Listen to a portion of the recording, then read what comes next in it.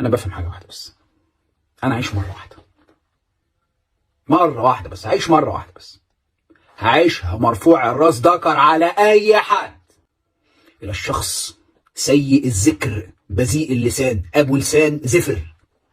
يا اخي انت بقى عندك 80 سنه يا اخي، بلغت من العمر ارذله، رجلك والقبر اللي زيك يا دوب يفكر في اخرته ويعمل له حسنات يقابل بيها ربنا.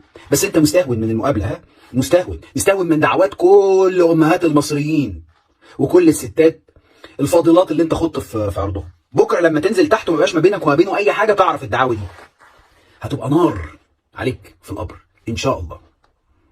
امي اللي انت جبت سيرتها وشتمتها، جزمتها برقبتك انت ومليار واحد من عينتك.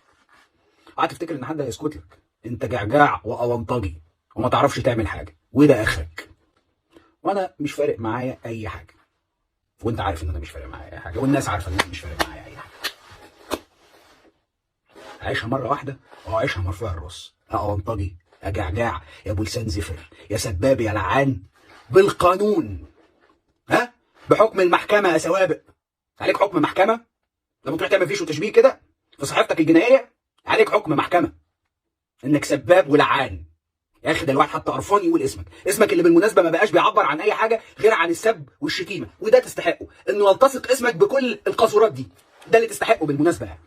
حين سكت أهل الحق لأهل الباطل توهم أهل الباطل إنهم على حق، لكن اللي حصل إن أهل الحق ما سكتوش لأهل الباطل عشان أهل الباطل ما يقولوش إحنا صح، ما يشتمش والشخص اللي يتشتم يسكت إن هو مش عايز يدخل في مشاكل. ممكن أهل الباطل ده، ممكن الشخص اللي شتم ده يقول لك إن أنا على صح، الشخص ده فيه الصفات اللي أنا قلتها عليه. لا، الشخص ده مسكتش وطلع هزقه. وليه؟ انت تقلل من نفسك، انت في منصب عالي جدا ومنصب حساس جدا، ليه تقلل من نفسك بالشكل ده؟ سيادتك مش بتمثل الزمالكاوية ولا بتمثل نادي الزمالك، بل انت بتمثل شخصك فقط، ايا كنت صح او غلط لنفسك. لكن اهل الحق طلع واتكلم ودافع عن نفسه، ولا شتمك باهلك ولا بحد ميت ولا الكلام ده خالص. هو كل الموضوع ادالك كلمتين في التمام وفي المظبوط.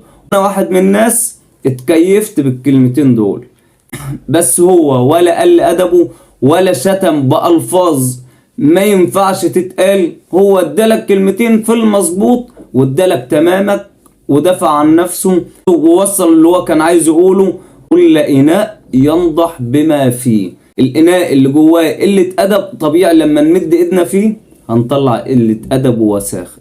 وسيبك من الشتايم على كابتن محمود الخطيب وكابتن سيد عبد الحفيظ، لأنه ممكن يبقى سايبينك تشتم وتتكلم مع نفسك وهم شغالين. ما هو سيادتك هتعمل حاجة من الاتنين، يا هتشتغل وتشوف صفقاتك وتشوف النادي بتاعك محتاج ايه، يا هتتكلم وتشوف مين قال ومين عاد، والواد اللي بيشتم اهو هشتمه.